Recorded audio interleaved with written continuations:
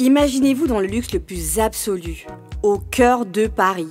Bienvenue chez Lucky Passport, votre service de transport en van limousine avec chauffeur, champagne et snacks de qualité. Détendez-vous dans notre van limousine somptueusement aménagée où chaque détail a été pensé pour votre confort. Des sièges en cuir spacieux, un ciel étoilé raffiné, un écran TV dans une atmosphère intime et élégante. Profitez d'une sélection de champagne fin, accompagné de délicieux snacks gourmets pour un voyage inoubliable à travers la ville lumière. Que ce soit pour une soirée spéciale, une occasion professionnelle ou simplement pour vous faire plaisir lors d'une après-midi shopping, notre service VIP vous garantit une expérience exceptionnelle. Avec Lucky Passport, bénéficiez d'un chauffeur professionnel, discret et courtois pour vous conduire en toute sécurité et avec élégance. Réservez dès maintenant et laissez-vous transporter dans un monde de luxe et de raffinement. Lucky Passport offre également un service de covoiturage Paris, Bruxelles. Besoin d'un passeport congolais dans l'espace Schengen en toute légalité? Contactez Lucky Passport pour vos démarches administratives en un temps record. Lucky Passport, votre partenaire de prestige pour des moments inoubliables à Paris et vos démarches administratives. Donc il vous fait la délivrance, mais après lui-même il vous possède. La plupart des pasteurs qui font ça, ou des hommes de Dieu, ce sont des personnes qui parlent de la délivrance. C'est-à-dire tu auras les sentiments de revenir toujours vers lui. Dans nos églises, c'est les femmes qui sont plus sensibles, parce que la femme aime bien être protégée. C'est-à-dire tu entres dans une église où le pasteur lui-même, il est un manipulateur, où le pasteur lui-même, il est en train d'emprisonner en fait ses disciples. Mais c'est la sorcellerie, il y a des pasteurs sorciers alors.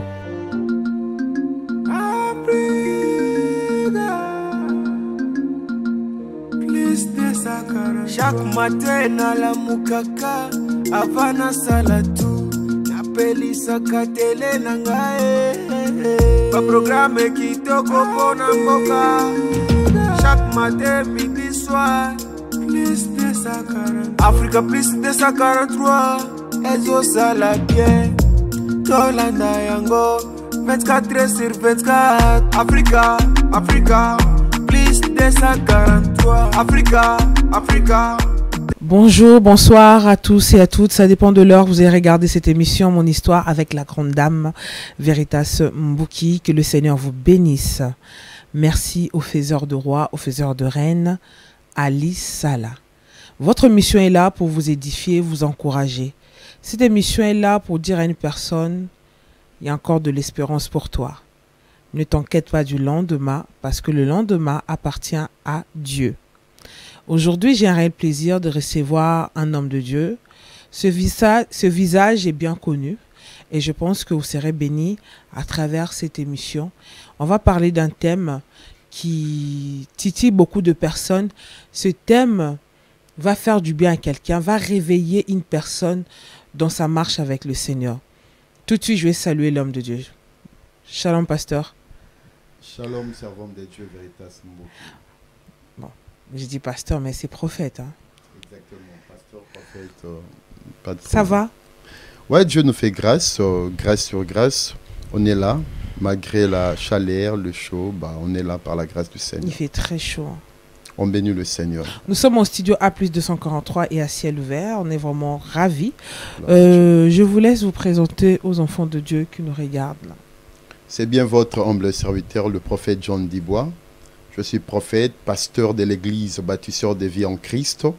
Et l'église est située sur du rue Saint-Claude, Paris, 3e arrondissement.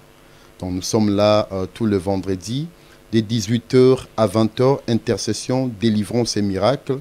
Et chaque dimanche, nous sommes là de 10h à 12h30, culte de gloire. Et d'ailleurs, je m'aimerais inviter une personne déjà. C'est dimanche 28 juillet. Nous serons là avec le pasteur messager Odo Elwanga de 10h à 12h30. Venez nombreux sur Diri Saint-Claude et Dieu vous visitera. Merci beaucoup, prophète. Dans notre mission, tout le monde qui passe là, qui s'assoit sur ce fauteuil, on aime bien connaître un peu le parcours de nos invités. On aimerait bien savoir qui est John Dibois avant d'être prophète, Mais John Dubois est né d'une grande famille. Est-ce que les parents sont vivants? Quel est le parcours de John Dubois? John Dubois, bah, c'est quand même, ça fait tellement beaucoup. John Dubois est né d'un père du nom de Mantala Dubois, qui n'est plus en vie. Le Seigneur l'a déjà repris, et d'une mère qui s'appelait Justine Bunza. Elle aussi, elle est partie. Donc ça fait déjà pratiquement 3 ans. Donc voilà, je suis né dans cette union, et je suis l'aîné de la famille. Nous sommes au nombre de 3 garçons. Donc je suis l'aîné. Il y a mon petit frère Miko Dubois, que je salue aussi, qui est aux États-Unis, et Jean-Claude Bangakani, qui est bien sûr en Afrique, au Congo précisément. Alors le prophète John Dubois, c'est un père de 3 enfants. C'est aussi un écrivain, conférencier. Donc voilà, s'il faut résumer ça. L'enfance, c'était comment? La France L'enfance La France, c'était compliqué en fait. J'ai grandi un peu, je peux dire, dans un contexte un peu complexe, parce que je n'ai pas vu mon père et ma mère déjà ensemble. Donc je ne sais pas quand est-ce qu'ils se sont séparés. Alors j'ai grandi beaucoup plus avec ma mère, et puis voilà, c'était pas facile pour moi. J'ai grandi dans une famille élargie, et après j'ai connu le monde, je crois, à l'âge de 12 ans. J'étais déjà presque dehors, malgré les études. J'étais dehors avec des amis, et surtout les quartiers où j'ai grandi, c'était aussi compliqué. J'étais dans le monde de la musique, tout, le sport, je mélangeais le tout. En fait, dans tout ça, je me cherchais en fait. Je ne savais pas qui j'étais, vraiment j'étais un peu perdu. Et Dieu m'a fait grâce. En 2000, j'ai connu le Seigneur. Je crois que j'avais peut-être 19 ans, quelque chose comme ça. Non, 21 ans si je ne me trompe pas. Donc j'ai connu le Seigneur à travers un ami qui m'avait invité dans une église. Et cette église était sans précieux. Je suis le pasteur Jean Bosco Kindomba. Notre patriarche, ouais, que je salue. Et alors que j'étais si jeune, j'avais accompagné cet ami comme ça, et j'avais des dreads même, ce qu'on appelle des locks en fait, des boucles d'oreilles et tout. Mais mon ami là m'a invité. Je suis allé là-bas, j'avais même honte de passer devant pour qu'on prie pour moi. Mais après, j'ai senti que je devais vraiment changer ma vie, parce que la parole que j'avais écoutée, ça m'avait tellement touché. Et puis, je me suis converti dans cette église, et je me suis directement entré dans les groupes des jeunes, donc la jeunesse. Et j'ai été encadré par l'apôtre Frank Mukendi. Et c'est comme ça que j'ai rencontré même le pasteur Flarin après, vers 2001-2002. Pasteur Flarin. Pasteur Flarin Canto. Et va cache-toi. Exactement. Donc en 2001-2002, directement, je suis allé dans des cellules. Je suis devenu aussi responsable dans des cellules, jeunesse. J'ai évolué comme ça. Après, en 2008, je crois que je suis devenu aussi pasteur dans cette même église, sans Pressier. Et je fais la théologie à Libetad, à Massina. Et après, voilà, je crois 2009, je me suis marié, quelque chose comme ça. Donc après, j'ai eu des enfants, ma fille qui a aujourd'hui 15 ans. Et voilà, la cadette, elle a 14 ans. Et le dernier, il a 10 ans. Waouh, gloire à Dieu. Donc, on peut dire aujourd'hui, John Dubois est fier de lui. Oui, fier de moi, parce que quand je revois ma vie, je revois aussi la vie de mes amis, des gens que j'ai laissés dans le monde. Je me dis que Dieu est grand. Dieu est grand parce que j'étais vraiment quelqu'un qui était perdu. J'étais perdu à un moment, j'étais entré dans la drogue, pas vraiment l'alcool, mais surtout la drogue. J'étais à fond dans le mal, mais j'étais si jeune, je ne savais pas. J'ai traîné avec des amis qui avaient au moins plus de 10 ans que moi. Avancé en âge, j'allais dans des endroits où je ne peux même pas expliquer ici. C'était très compliqué pour moi. Et grâce à Jésus, vous savez, j'aimerais dire une chose, servante de Dieu. Le jour où je suis allé dans l'église sans Précieux, je me suis posé des questions. Comment cette église était dans mon quartier pendant longtemps, et moi je passais ici devant, mais je ne savais pas que de telles choses, ça s'est dit ici dans ces quartiers. Donc c'était vraiment une révélation pour moi. Et quand j'ai écouté ce genre de prédications, ça m'a beaucoup changé. Donc aujourd'hui, je suis fier de moi. Et quand je suis arrivé en France, j'ai commencé à travailler avec d'autres serviteurs de Dieu. En 2019-20, j'ai commencé une église selon l'orientation du Seigneur. Donc aujourd'hui, je suis pasteur principal de l'église Bâtisseur des vies en Christ, écrivain, conférencier, de choses qu'on fait avec le Seigneur. Aujourd'hui, je ne peux que bénir le Seigneur et je rends gloire à Dieu pour tout ce qu'il a pu réaliser dans ma vie. Waouh! Gloire à Dieu. Dieu change. Hein. Moi, je crois à la puissance de la restauration. Mais exactement. La preuve est là, le prophète John Dubois. Exactement. Hier, juste un exemple, je peux donner par rapport à ce que Dieu peut faire dans nos vies. Hier, après le culte, je suis allé dans un magasin acheter quelque chose. Je vis un gars, un Rénois, en train de demander de l'argent. Et directement, le Saint-Esprit m'a répondu à beaucoup de choses. Et je l'ai appelé, je commençais à lui évangéliser. Je regardais ma vie, je me suis vu vraiment dans ces gars, en fait. Je lui ai dit, Dieu te fera grâce, ça va changer. Il a essayé un peu de m'expliquer comment il galère, comment il souffre. Je lui ai dit, Dieu change. Ton problème, ce n'est pas demander de l'argent, mais c'est d'avoir Jésus-Christ comme ton Seigneur et Sauveur, et il va changer ta vie. Voilà, la preuve est là, le témoignage est là. Dieu est capable de tout faire. Ne limitez pas Dieu par rapport à votre situation. Prophète, vous rentrez maintenant dans notre sujet de cette émission. Gloire à Dieu. J'ai observé, j'ai fait quelques enquêtes, j'ai eu quelques coups de fil aussi de certaines personnes qui se plaignent trop pour l'Église. Prophète, pourquoi aujourd'hui les hommes de Dieu, vous, hommes de Dieu, vous êtes devenus des gourous. L'Église est devenue comme un secte. Vous êtes là, vous êtes vous envoûtez, je peux dire, les fidèles. Les fidèles sont emprisonnés. Ils sont sous l'emprise des hommes de Dieu, on peut dire l'envoûtement, je peux dire. Aujourd'hui, les hommes de Dieu sont devenus comme de Dieu. Donc tout, c'est mon père spirituel, ma mère spirituelle. On oublie qu'il y a un Dieu qui est suprême en fait. Aujourd'hui, quelqu'un qui quitte l'église, qui va dans une autre église par exemple, il devient l'ennemi du pasteur et des autres membres de l'église. Pourquoi? Merci beaucoup, servante de Dieu Veritas. D'ailleurs, j'en profite aussi pour saluer nos bien-aimés qui nous suivent en ces moments. Restez scotchés parce que le Seigneur va bénir une personne à travers ce que nous allons dire. C'est une très très bonne question, mais j'aimerais bien vraiment l'aborder dans les deux sens. C'est-à-dire, il n'y a pas que le pasteur ou les hommes de Dieu. La responsabilité doit se reposer sur les deux côtés, que ce soit le fidèle et le pasteur.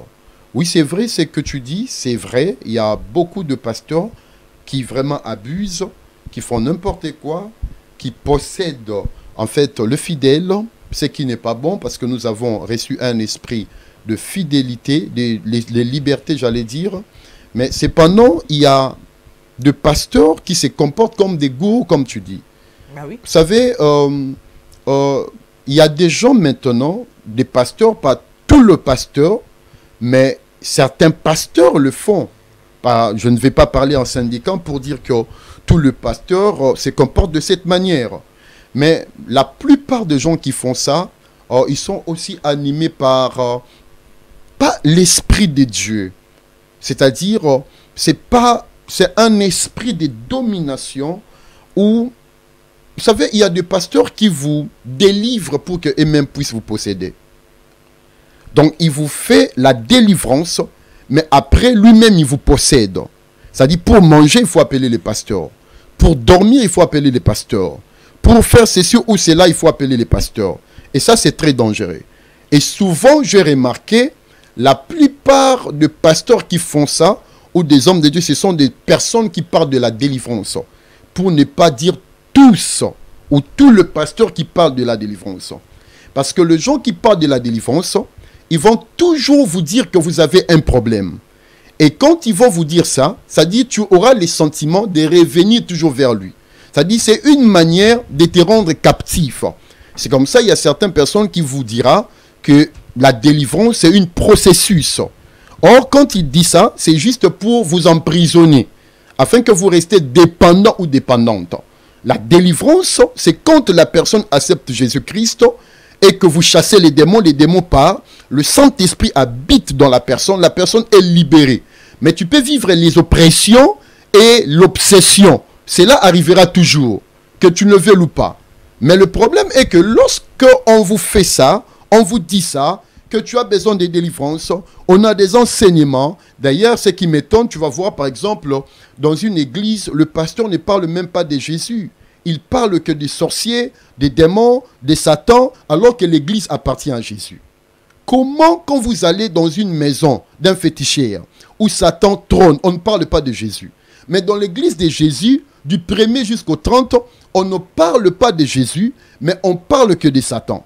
Alors, ce qui fait que ces gens-là, lorsqu'ils écoutent ça, leur conscience devient polluée. C'est-à-dire, la personne aura la conscience du diable et la personne créera, on va créer en lui ce qu'on appelle les sentiments de peur et de culpabilité.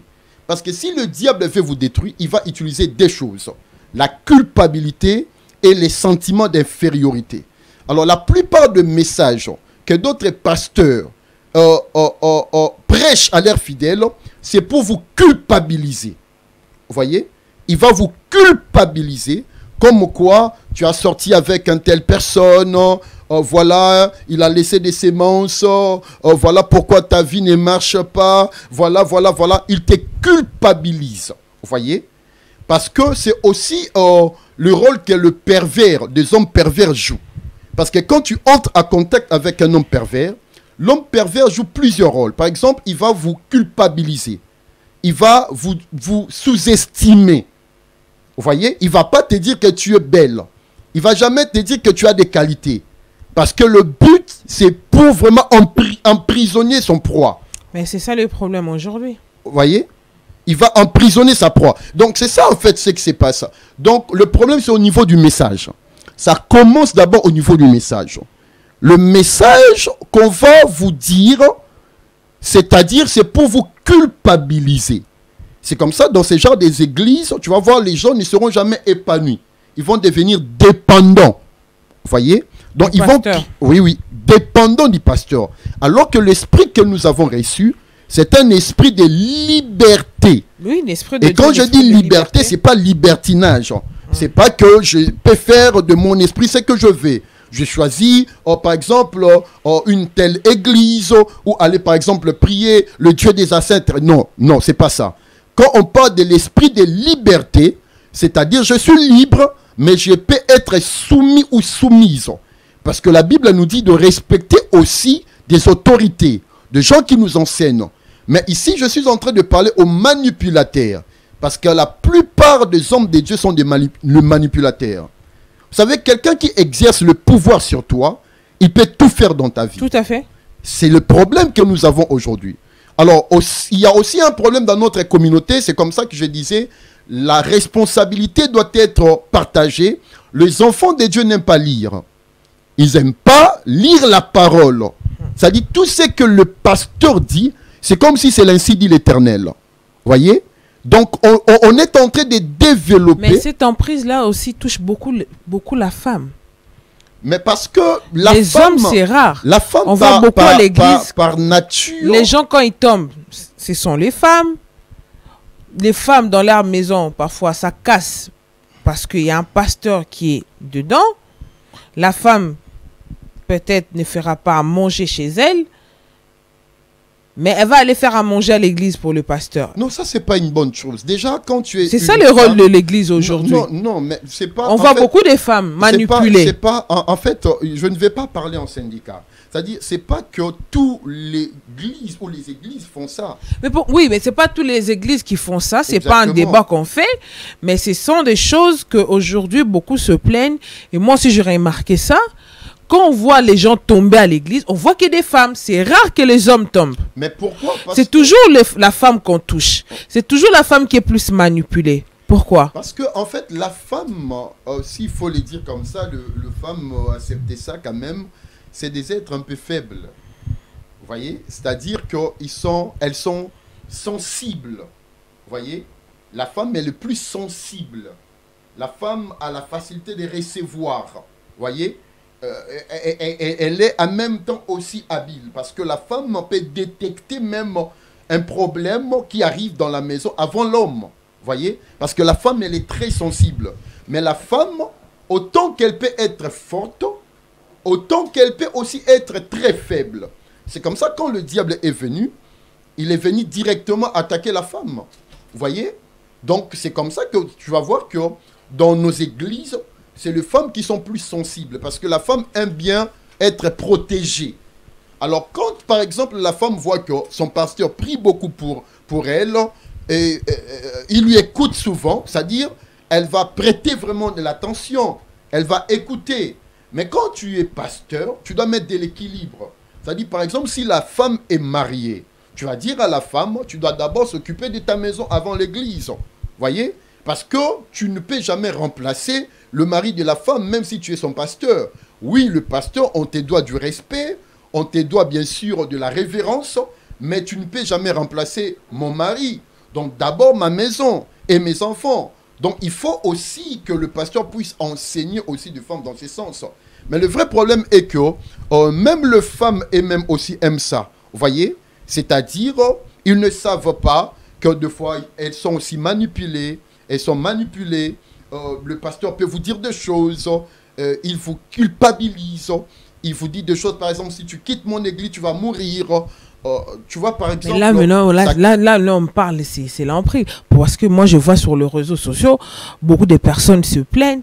Moi, j'ai quitté l'église et tous les amis, toute la famille que j'ai créée dans l'assemblée, tout le monde m'a tourné le dos parce que j'ai quitté. L'église, c'est un endroit où la Bible dit, il est doux et agréable des frères de demeurer ensemble. Exactement. Mais aujourd'hui, beaucoup ne trouvent plus cette joie-là de demeurer avec les frères et sœurs. Parce qu'il y a plus d'hypocrisie à l'église. Les gens préfèrent traîner avec des païens que traîner à l'église. Où va-t-on? Ça, c'est une erreur. Vous savez, l'église, déjà, il faut comprendre que ce n'est pas un endroit où tu vas trouver des hommes parfaits ou parfaites. C'est un endroit où il n'y a que des hommes et des femmes perfectibles. C'est-à-dire, nous tous, nous sommes là pour que nous puissions atteindre la stature parfaite du Christ au niveau de l'âme. À l'église, on a des impolis. À l'église, on a des malédiqués. Ah oui? À l'église, en fait, on a toutes sortes de personnes à l'église. Alors, c'est au pasteur maintenant de faire à ce que le renouvellement de l'intelligence se fasse au niveau de tous ces chrétiens. Et c'est qui est quelque chose qui est tellement difficile, ça met du temps. Alors, eh ben, c'est pas tous les pasteurs qui prêchent la parole qui ont l'intelligence. Hein. Non, déjà pour mieux prêcher la parole, il ne faut pas prêcher beaucoup de choses. Il faut prêcher Jésus. Parce que beaucoup de gens, même quand ils parlent de l'évangile, tu vas voir, par exemple, je l'attends souvent, il y a des pasteurs qui disent, moi j'ai le ministère de ceci, Dieu m'a donné un tel message. Nous tous, nous sommes appelés à prêcher Jésus.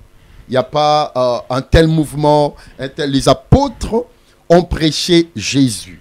Vous voyez?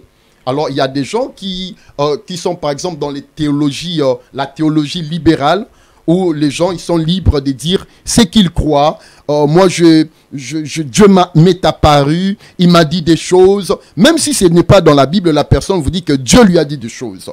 Alors que ça, c'est des choses qui vraiment désorientent plusieurs personnes. Mais nous sommes de ce genre de théologie un peu conservatrice. C'est-à-dire, nous restons à ce que les apôtres ont dit. Parce que la Bible a dit, on ne peut jamais enlever aucun iota sur ce qui est écrit. C'est-à-dire, la plupart des gens qui prêchent, lorsqu'ils prêchent, ils ne prêchent pas l'évangile. Par exemple, aujourd'hui... Ils prêchent quoi? Développement personnel. Par exemple, ils vous prêchent mari et femme, comment manger dans la maison, comment être avec son homme. Ça, ce n'est pas l'évangile. Parce qu'un païen aussi... C'est mauvais? Ce n'est pas mauvais, mais ce n'est pas l'évangile. Ok. Parce qu'un païen aussi peut prêcher ça. Parce que l'évangile, c'est tout un mystère. L'apôtre Paul dit, ce que nous prêchons, c'est un mystère. Et quand on parle de l'évangile, la définition de l'évangile, c'est dans Romains chapitre 1, verset 3. C'est-à-dire, l'évangile doit concerner son fils Jésus. Quand quelqu'un prêche le démon, il prêche Satan, ce n'est pas l'évangile. L'évangile, c'est Jésus. C'est vrai ça, parce qu'il y a des hommes de Dieu qui sont devenus des coachs. Hein. Exactement, ça c'est pas l'évangile. Alors les gens manipulent les gens par certains messages. Après ils peuvent prendre aussi des versets, ils les enlèvent du contexte. Mais qu'est-ce qui fait que les gens tombent dans ce panneau? Mais comme je t'ai dit, vous savez, quand quelqu'un a... Les gens ont des problèmes, maman. Les gens ont des problèmes, les gens souffrent. La Bible dit le monde entier souffre. Il n'y a aucune personne ici sur la terre qui manque de problèmes. Alors les gens ont besoin d'un endroit où ils peuvent, bien sûr, se cacher, d'un abri. Et l'église aussi, c'est un endroit où les gens peuvent venir pour se réfugier. Tout à fait. Mais le problème est que quand les gens viennent dans ces endroits, je ne dis pas, je précise encore, ce n'est pas toutes les églises. Il y a certaines églises, dès que vous entrez là-bas, c'est comme si vous avez fui la pluie pour tomber maintenant dans l'océan. Ouais. Vous voyez? Et ça, c'est le vrai problème. C'est-à-dire, tu entres dans une église où le pasteur lui-même, il est un manipulateur, où le pasteur lui-même, il est en train d'emprisonner, en fait, ses disciples. Mais c'est la sorcellerie, il y a des pasteurs sorciers, alors. Bah, on peut dire ça. Parce que l'emprise, quand on est sous l'emprise de quelqu'un, parce qu'on voit des mariages qui sont détruits, on voit des vies qui sont détruites, parce que juste un pasteur qui n'a pas su gérer les choses avec beaucoup de sagesse, on voit des couples se séparer à cause de... Après aussi, être pasteur, ce n'est pas seulement prêcher, c'est tenir devant les gens. Parce que le problème, aujourd'hui, nous avons aussi de pasteurs Melchisedec. C'est-à-dire quelqu'un se lève un bon matin, après la personne te dit, Dieu m'a appelé, il ouvre sa Bible, il est sur des réseaux sociaux. Avec le monde de réseaux sociaux, tout le monde s'autoproclame. Tout le monde s'autoproclame pasteur. Un pasteur, c'est une grande responsabilité. Ouais. C'est-à-dire tu dois être enseigné, tu dois être encadré. Parce que dans le ministère, il y a 3 parties. Il y a l'appel, la préparation et l'entrée dans le ministère. C'est-à-dire tu dois être préparé, tu dois étudier. On doit te faire comprendre comment encadrer les gens, comment orienter les gens. Mais le vrai problème est que beaucoup de gens ne veulent même pas être préparés. Comme aujourd'hui, il y a les réseaux sociaux. Quand quelqu'un met sa veste, il a des lunettes, il a son endroit. Il peut, voilà, exactement, il devient pasteur. Et comme nous, les Africains, entre guillemets, les Congolais aussi, on est des faisieurs de rois. Dès que nous voyons cela, tu commences directement à appeler la personne prophète, pasteur, parce qu'il a dit qu'il est pasteur. Il prétend dire qu'il est pasteur, alors qu'on ne connaît même pas d'où la personne vient. Exactement. Aujourd'hui, maintenant, pour résoudre ce problème, pasteur, en fait, tant qu'homme de Dieu, comment les enfants de Dieu qui sont sous l'emprise de leur pasteur peuvent sortir de Dieu?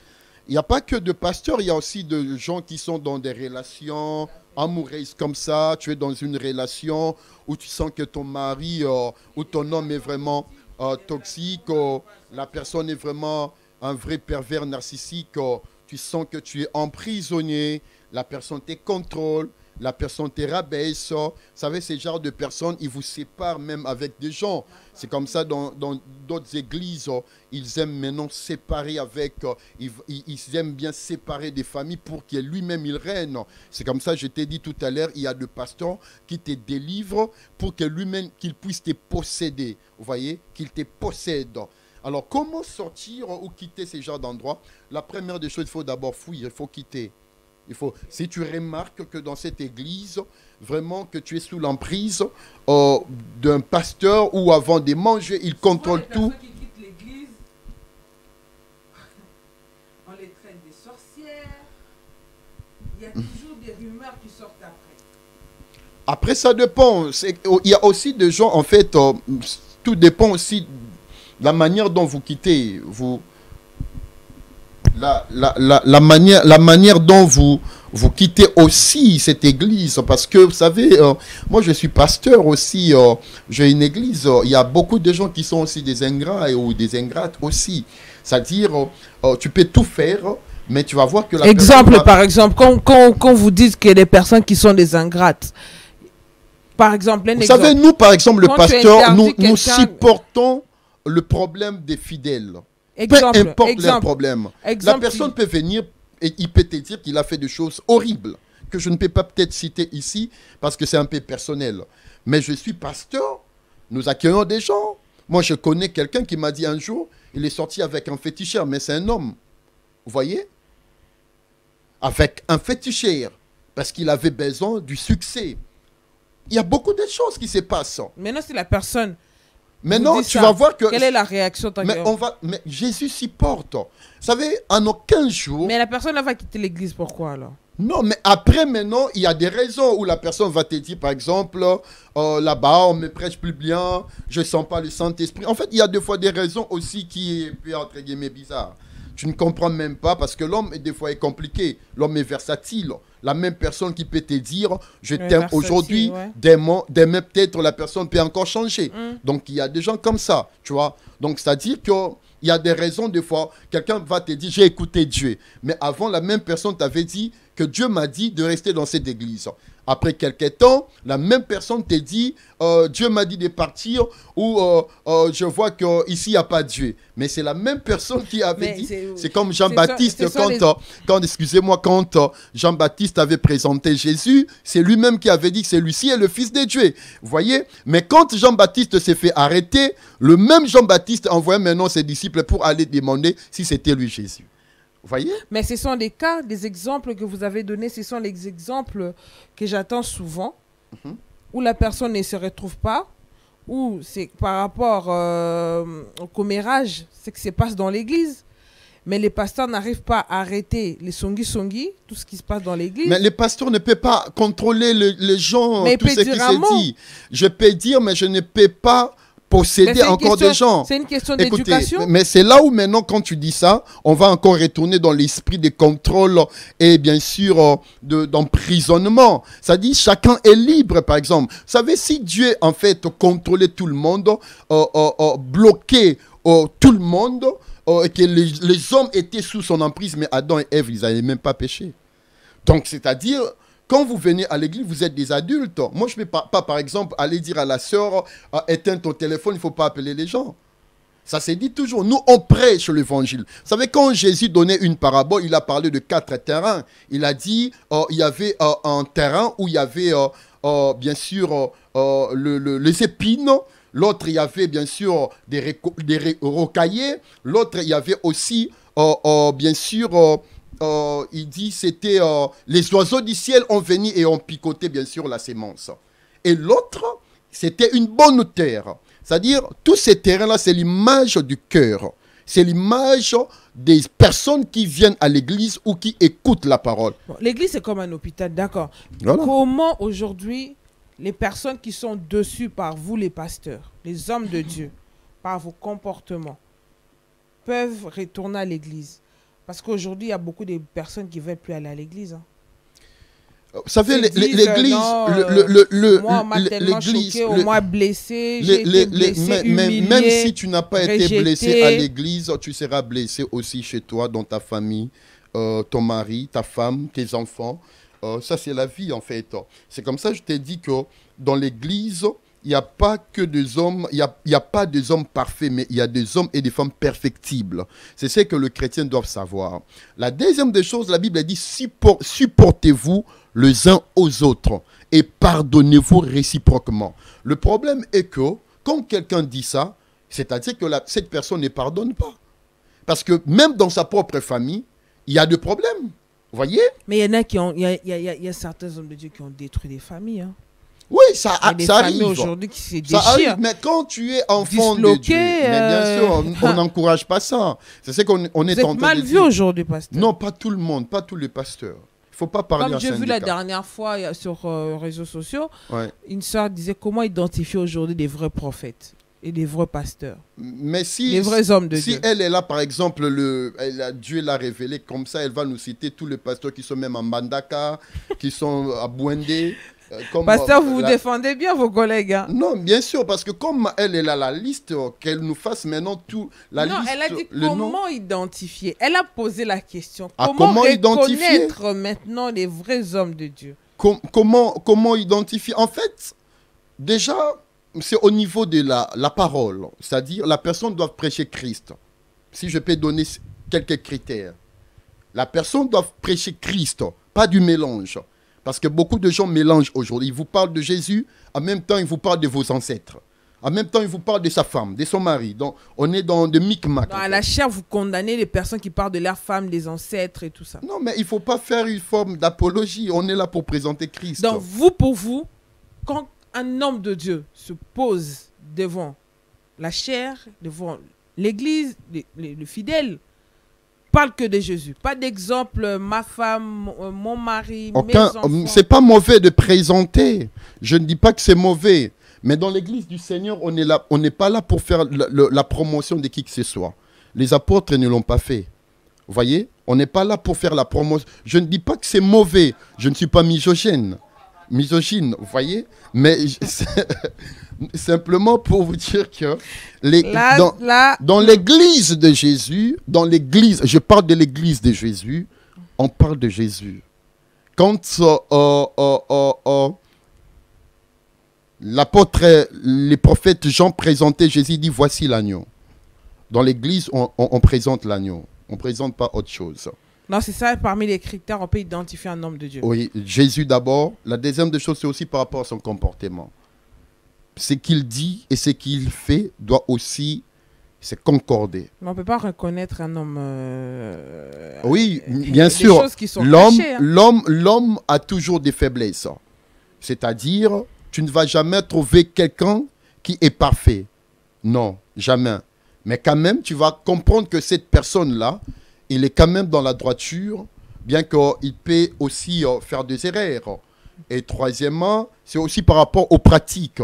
Quelles sont les pratiques qu'il fait? Aujourd'hui, on voit de guerres sur les réseaux sociaux avec les hommes de Dieu. Moi, je suis l'enfant des tels, moi, je suis l'enfant des tels. Et dès qu'il y a quelque chose qui se passe sur le réseau, on voit de clans. C'est juste l'immaturité, en fait. L'apôtre Paul a traité ces problèmes dans l'église de Corinthe. Il dit, je ne vous parle pas comme aux hommes spirituels, mais aux hommes charnels. Parce que les hommes charnels, c'est-à-dire de personnes qui réagissent par le cinq sens. Quand quelqu'un est spirituel, quelqu'un est mature, il ne peut pas entrer dans ces jets-là. Il dit, ce n'est pas Apollos qui était mort pour vous, ni moi, mais c'est Christ. Vous voyez? Donc, on n'est pas dans ces jets-là, en fait. C'est des enfants. Il faut comprendre juste quand le chrétien font ça, c'est des enfants. Merci beaucoup, homme de Dieu. Nous arrivons à la fin, on chute. Okay. Merci aux faiseurs de rois, aux faiseurs de reine Ali Salah. Merci à Roli Kiaou. Merci à Guilain Gatebe. Merci à Papi Elifa. Sans oublier la 12e dame, Madame Ali Salah. Que le Seigneur vous bénisse. Homme de Dieu, une dernière question. On a beaucoup parlé et je pense que cette émission fera du bien à quelqu'un. Comment s'en sortir de l'emprise? Que ce soit des personnes du corps du Christ, des personnes de l'Église, et d'une relation sentimentale, par exemple. Déjà, quand vous remarquez que dans votre Église, le pasteur se comporte vraiment comme un vrai gourou, où il vous possède à 100%, des fois, ce n'est pas facile, hein, surtout quand vous avez déjà mis du temps dans cette Église, parce que c'est des relations toxiques où la personne vraiment vous possède. Il crée à vous de la frustration, la peur et tout, la culpabilité, les sentiments d'infériorité. Des fois, ce n'est pas du tout facile. Parce qu'il vous a déjà dit que vous serez maudit ou maudite et tout. Alors, il faut prier aussi pour dire à Dieu de vous aider. Ça, c'est de un. Priez beaucoup pour que le Seigneur puisse vous libérer de cet emprisonnement. La deuxième des choses, c'est de fuir, c'est de quitter. C'est de quitter vraiment cette église-là, de ne pas avoir le sentiment de culpabilité et d'infériorité. Si c'est pour la bonne cause, oh, bien sûr, quitte. Et tu peux même trouver le pasteur ou écrire une lettre, envoyer au pasteur en disant, voilà, pour des raisons telles. Ne quittez pas comme ça. Tu écris même une lettre. Tu dis, je préfère mieux rester à la maison ou prier d'abord. Et trouve une raison un peu saine. Ça c'est pas mauvais. Et troisième des choses, c'est aussi retrouver la confiance en soi. Parce que souvent, des personnes qui sont dans de telles églises ou dans de telles relations, ils ont perdu la confiance en soi. Alors, il faut s'encourager toi-même en disant, j'ai Dieu en moi. Parce que vous savez, il y a des pasteurs qui vont vous dire, tu n'as pas Dieu. Donc, c'est-à-dire, c'est comme si... C'est moi ton père, c'est moi, la manipulation. C'est pas mauvais, mais après, nous tous, nous avons Dieu. Dans la maison de Dieu, nous tous, nous sommes des enfants. Il n'y a pas de papa Leki. Donc, c'est-à-dire qu'on est des enfants, bien que Dieu a placé des hommes qui doivent être devant nous, qu'on appelle communément de pères spirituels, mentors. Mais il faut trouver de la confiance en soi à travers la parole. Je suis un enfant de Dieu. Christ habite en moi. Je suis le temple du Saint-Esprit. Je suis béni de toutes sortes de bénédictions. Je suis une étoile, je serai la tête et non la queue. Amen. Donc il faut toujours se convaincre dans ces sens-là et sortir de ces genres d'environnement. Quatrièmement, pour clôturer, c'est créer un environnement sain, c'est-à-dire trouve des bonnes personnes qui ont de la confiance en soi, pas de personnes qui sont brisées, parce que des fois, quand on quitte des relations comme ça, tu appelles aussi d'autres personnes commencent à te parler de son histoire, blessé des guerres, voilà. Et aussi, c'est vraiment c'est comme aujourd'hui, tu vas voir, il y a même des filles de 18 ans, 17 ans, elle devient coach, elle vous parle de mariage, donc on ne comprend plus rien. Il y a des blessés des guerres maintenant qui vous conseillent, allez, les hommes sont comme ça, mais c'est parce qu'elle est frustrée. Il faut trouver des personnes qui voient le mariage ou l'église dans un bon sens. Tous les pasteurs ne sont pas mauvais. Les pasteurs sont des encadreurs, sont des bergers que Dieu a mis devant nous. Il faut le respecter, il faut obéir au pasteur, mais sauf qu'il faut aussi lire la parole pour savoir quels sont vos droits et quelle est aussi le limite de pasteur. C'est très, très important. Voilà. Gloire à Dieu. Merci, pasteur. Merci, prophète. Un numéro de téléphone, un contact pour que le bien-aimé puisse... 07 53 63. Je dis 07 53 63 99 55. Donc 99 55. Pour des gens qui sont peut-être en Afrique, c'est plus 33 7 53 63 99 55 à la fin. Merci beaucoup, prophète. C'est à moi de vous remercier aussi. D'avoir répondu à notre émission, à notre invitation. Et je pense prochainement, on va encore retourner. Je pense que beaucoup vont poser des questions. N'hésitez pas à nous écrire. Appelez les prophètes si vous avez besoin de la prière. Merci beaucoup à Benoît Namukamba, qui est celle qui me soutiennent, qui m'encourage. Merci à Sarah Mukamba. Merci à toutes les personnes qui m'encouragent dans cette œuvre. Avec Dieu, nous ferons des exploits. Nous sommes situés à Saint-Denis, au 70 boulevard Anatole France. Africa Plus 243 est là pour couvrir vos événements. Mariage, retrait de deuil, fête d'anniversaire. On est là. Émission, notre plateau est là. N'hésitez pas pour nous contacter. On est là pour vous encourager, pour vous soutenir, vous accompagner. On est là, maître de cérémonie. On est là. Nos contacts s'affichent en bas de l'écran.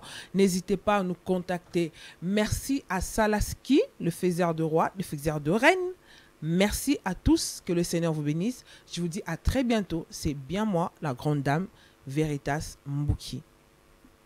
Ciao. Imaginez-vous dans le luxe le plus absolu, au cœur de Paris.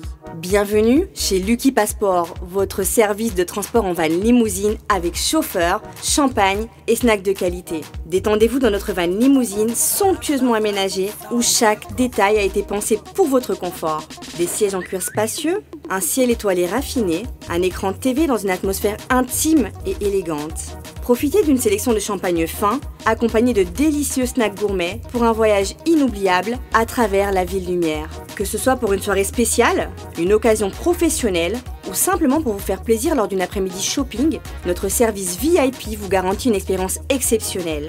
Avec Lucky Passport, bénéficiez d'un chauffeur professionnel, discret et courtois pour vous conduire en toute sécurité et avec élégance. Réservez dès maintenant et laissez-vous transporter dans un monde de luxe et de raffinement. Lucky Passport offre également un service de covoiturage Paris, Bruxelles. Besoin d'un passeport congolais dans l'espace Schengen en toute légalité? Contactez Lucky Passport pour vos démarches administratives en un temps record. Lucky Passport, votre partenaire de prestige pour des moments inoubliables à Paris et vos démarches administratives.